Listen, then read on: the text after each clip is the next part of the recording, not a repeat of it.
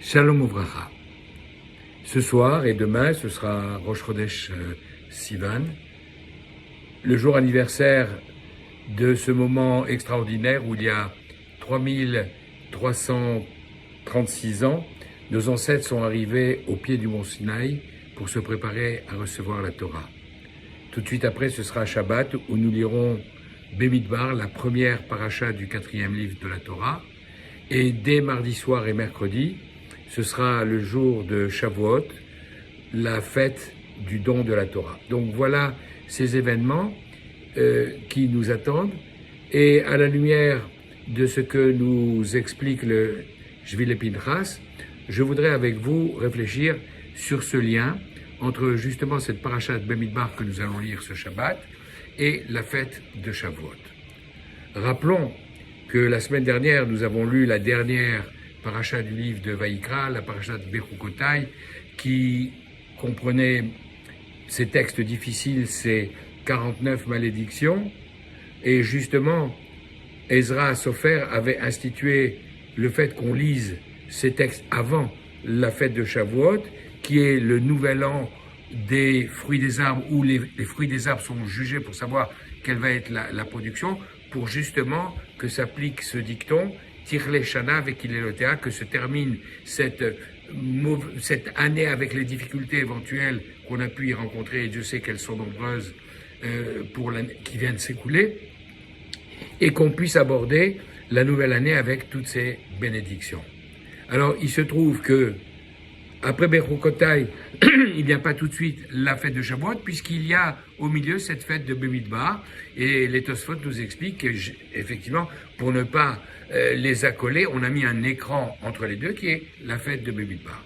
Mais au-delà de cette première explication, on va essayer, avec les Shvile Pinchas, comme je l'indiquais, de trouver un sens plus profond pour expliquer le lien qu'il y a entre la fête de Shavuot et cette paracha de Bemidbar où nous allons commencer par dénombrer les enfants d'Israël, tribu par tribu. Et ensuite, une fois qu'on sera arrivé au nombre global de 603 550 hommes de plus de 20 ans, pour les 12 tribus en dehors de la tribu de Lévi, on les répartira sur les 4 côtés du camp, 3 tribus par côté, pour avoir la manière dont le camp d'Israël va être constitué autour du camp des Lévim qui sera au centre avec l'Arche Sainte tout à fait au milieu. Et cet ordre de campement sera également l'ordre de marche des tribus pendant les 40 années dans le désert. Alors, on va dénombrer les enfants d'Israël suivant les familles, suivant la famille de leur père, et on va demander à chacun d'amener son acte de naissance, son arbre généalogique pour savoir qu'il est bien rattaché à telle ou telle famille. Donc, voilà ce qui va se passer dans cette paracha. Après, on dira, mais il faut aussi compter les Lévi'im, parce qu'eux aussi vont avoir des fonctions particulières. Mais, globalement, c'est un livre où il y a beaucoup de chiffres qui sont cités pour arriver à ce total que j'ai évoqué il y a un instant, 603 550 âmes juives de plus de 20 ans. Alors, par rapport à cela, la fête de Shavuot, quel est le rapport?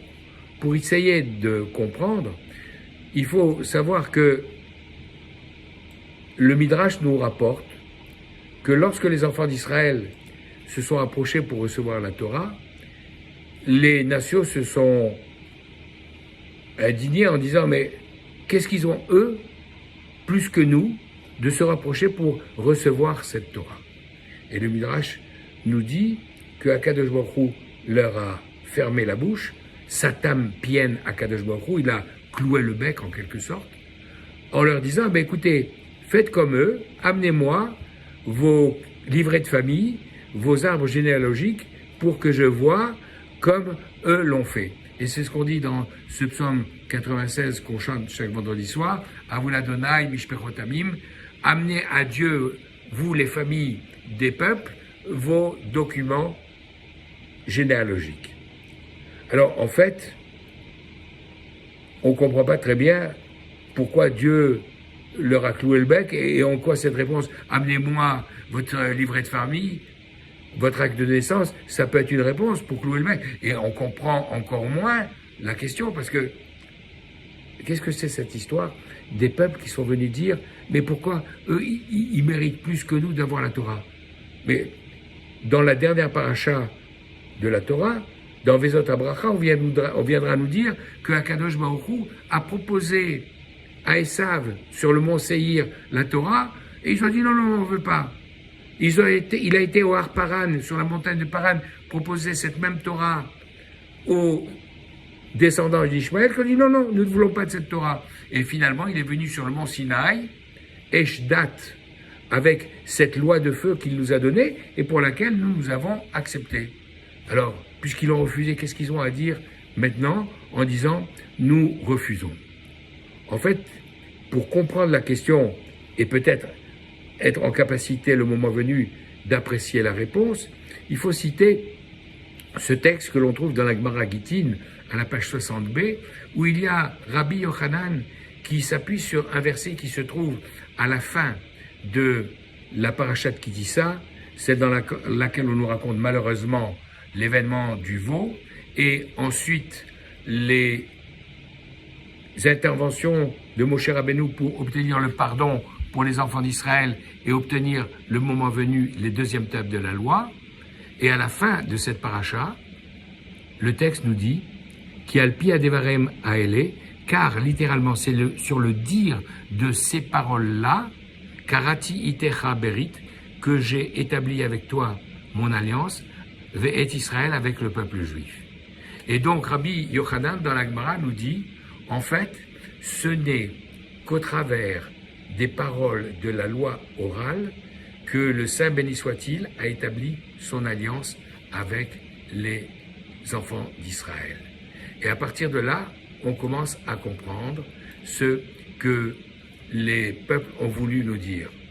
Ils ont voulu dire à Kadosh Baruch Hu, mais écoute, si tu nous as présenté uniquement la Torah avec le minimum d'explications pour accomplir les commandements de manière très sèche, alors, c'est normal qu'on ait refusé. Mais si à nous aussi tu avais proposé ta loi orale comme tu l'avais proposé aux enfants d'Israël, alors là, on aurait été en mesure de l'accepter. Pourquoi tu as fait cette différence?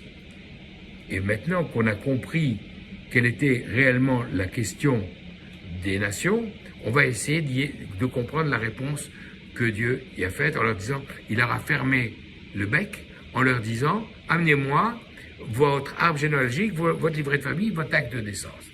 Qu'est-ce que ça veut dire? En réalité, comme nous le fait remarquer le Baal HaTanya, parmi tous nos ascendants, il n'y en a que trois que l'on appelle nos patriarches Avinu. Avraham Avinu, Yitzhak Avinu, Yaakov Avinu.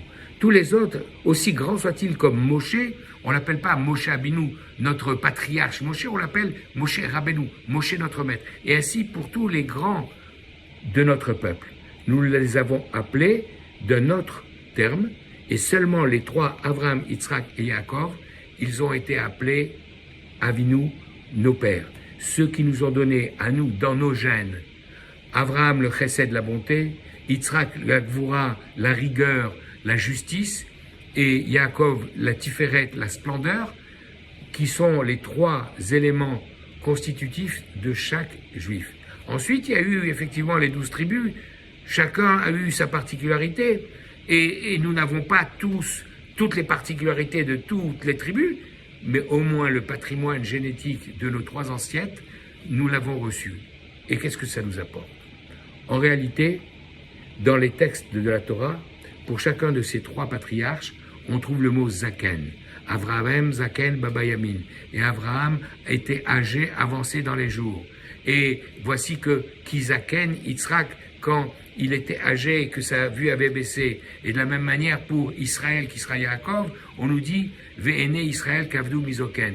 À chaque fois, on trouve Zaken. Non pas pour nous dire qu'il était vieux, mais parce que Zaken, c'est la crostiche de Ze Shekana Chochma, celui qui a acquis la sagesse. Et comment l'a-t-il acquis? C'est qu'à un moment où la Torah n'était pas encore donnée, puisqu'elle ne sera donnée que sur le mont Sinaï à Moshe Rabbeinu aux enfants d'Israël en l'année 2448 ans selon notre décompte, eux, ils n'ont pas eu cette Torah écrite.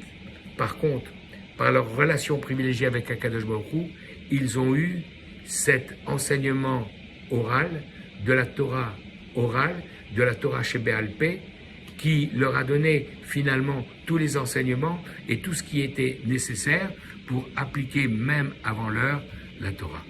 Voilà donc la caractéristique de ces ancêtres et naturellement, quand eux ont reçu ce patrimoine et qu'ils nous ont transmis dans nos gènes ces mêmes caractéristiques, alors c'est la raison pour laquelle Akadosh Baruch Hu vient dire aux nations, ah bon, vous voulez la loi orale, mais est-ce que vous avez déjà dans vos gènes tout ce patrimoine que Abraham, Yitzhak et Yaakov ont acquis pour leurs enfants?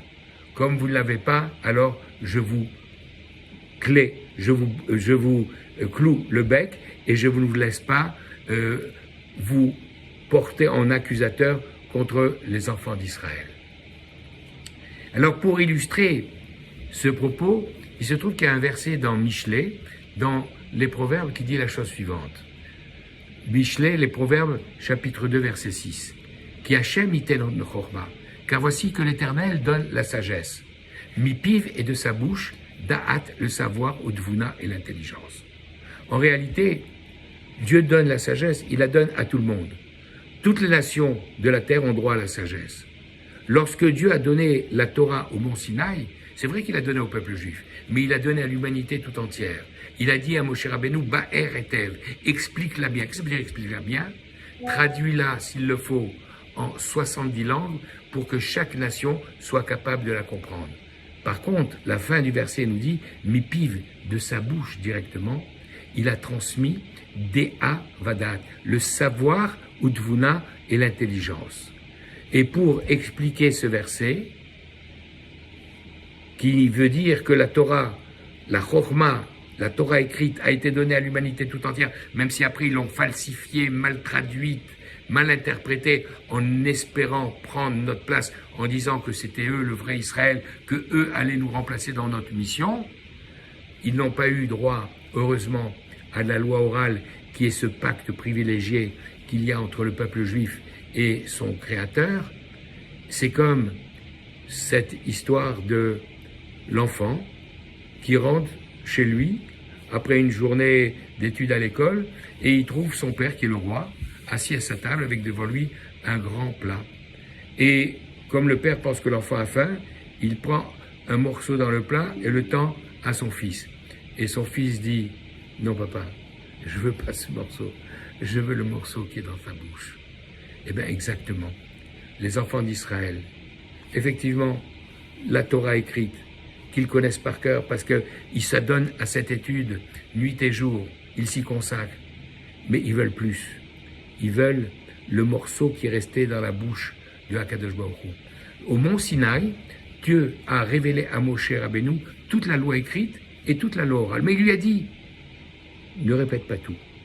Tu ne donneras de la loi orale que uniquement les enseignements qui sont nécessaires pour appliquer les commandements de la loi écrite. Par exemple, quand tu demandes, tu attacheras comme signe sur ton bras, confrontant entre tes yeux, ce qu'on appelle les tefilines, il n'y a aucun texte dans la Torah écrite, aucune indication sur la manière dont ils doivent être constitués.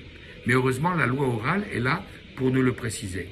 Par contre, dans cette loi orale que Dieu a gardée en grande partie dans sa propre bouche, il y a beaucoup d'explications, beaucoup de secrets qui seront révélés au fur et à mesure à ces enfants que nous sommes.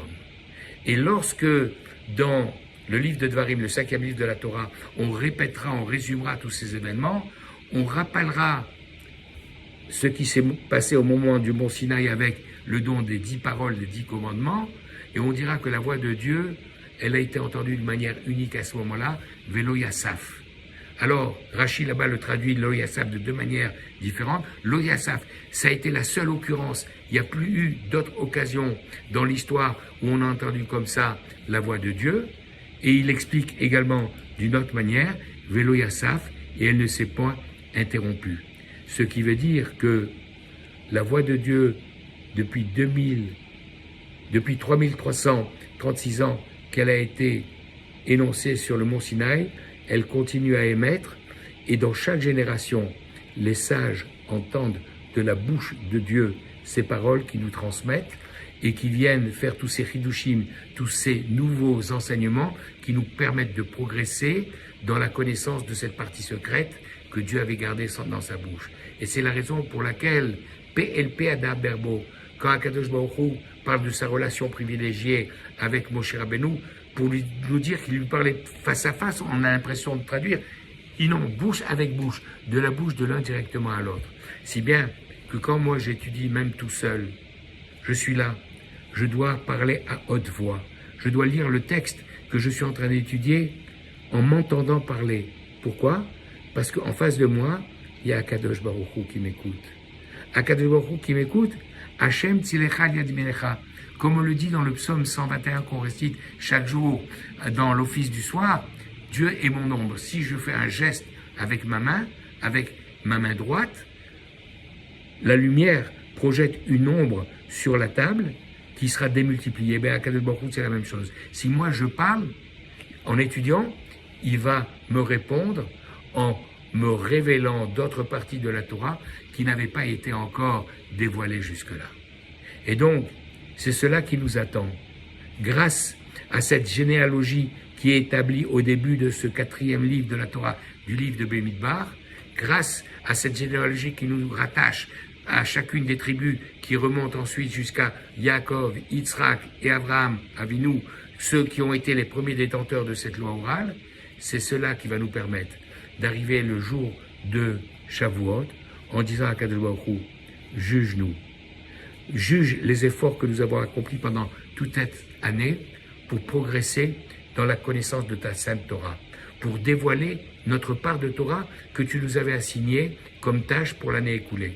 Alors peut-être qu'on n'a pas été parfait, peut-être qu'on a eu quelques moments où on aurait dû étudier davantage et où on a été, entre guillemets, sollicité par d'autres choses, mais toujours est-il, on lui demande, Ten chelkenu betoratecha, donne-nous notre part dans ta Torah et permets-nous pour l'année qui va venir, l'année de Torah qui va commencer à Shavuot, donne-nous notre paquet cadeau avec tous les chidushim, tous les nouveaux enseignements de la Torah que tu vas nous permettre d'acquérir et de diffuser dans le monde.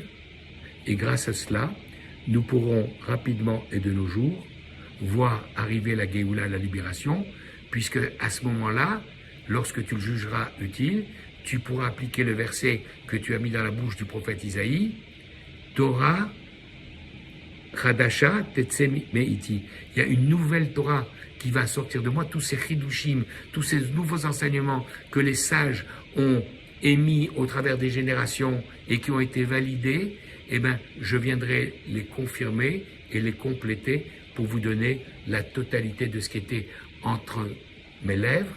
Et c'est la raison pour laquelle, dès le début de Shir HaShirim que nous chantons chaque vendredi soir, nous disons à Kadosh Baruch Hu, voici le cantique des cantiques, Shir HaShirim Asher Shlomo, que le roi Salomon a écrit, Ishakeni minishikot piou, embrasse-moi des baisers de ta bouche, kitovim, car ils sont meilleurs que l'entrainte. Il n'y a rien de meilleur que l'entrainte quand tu me prends dans tes bras pour m'embrasser, mais Yahin, c'est meilleur que le vin le plus doux. Face à Kadosh Baruch Hu, que ces paroles de Torah, qui sont les Ilou Nishmat de tous ceux qui nous ont quittés, et en particulier mon beau-frère, Claude, Daniel, Ben, Binyamin et Aziza Alouche, dont ce sera le jour de Shavuot, la Haskara, et de notre ami Charles Chaim Renglas Alevi, dont ce sera la veille, la Haskara, que ce soit les Ilou Nishmatam pour l'élévation de leur âme. Amen.